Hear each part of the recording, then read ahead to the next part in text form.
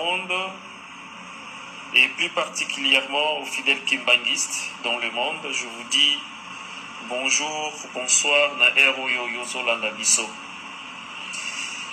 Un surveillant, oyaye lelo,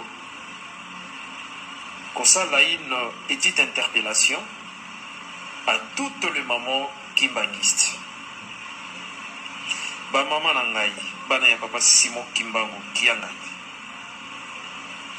Nazalaka na esengo mingi ya komona ba mama sur TikTok ou soit ba réseaux sociaux mususu.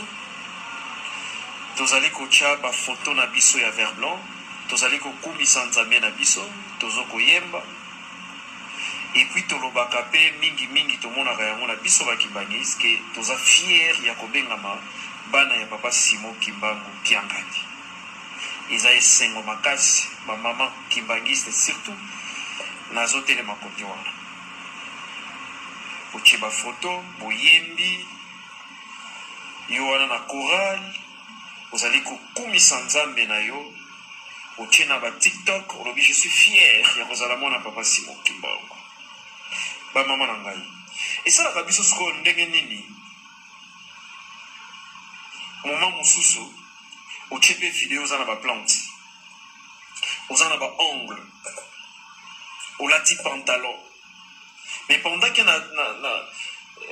na compte na yo il y a des photos lobi que oza fier ya kobenga mwana papa Simon Kimbangu. Esalaka biso ndenge nini histoire moko ya moke toyebi yango na Bible ya Job oyo abandaki kotosa tata nzambe abandaki kosala oyo nzambe abandaki kolinga. Mais Satana ake kosenga pa tata nzambe apesa tango akende kotente Job. Et nzambe alobi kende kotente Job. Mais kosimba molimo na ete. Pourquoi? Parce que Job azali mwana ya botosi.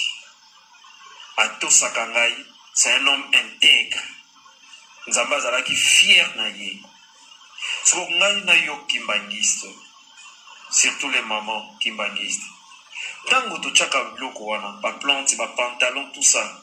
Et puis un moment lobi ke oza fier ya kobenga mwana papa Simon Kimbangu. Est-ce que papa Simon Kimbangu a koki ko réclamer yo ya koloba ete Satana ki ndeko tente yo mais asima molimo na yo te? Est-ce que papa Simon Kimbangu kianga na ozala fier? To sosola.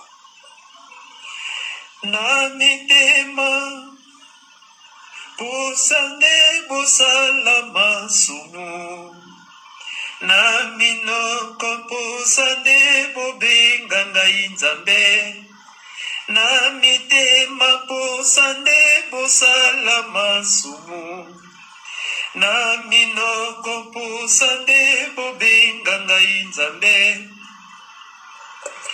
bandimi bazali ebele nzokande bandimi na ngai bazali mingi te soki toto bandimi bazali ebele nzokande bandimi na ngai bazali mingi te kimona meso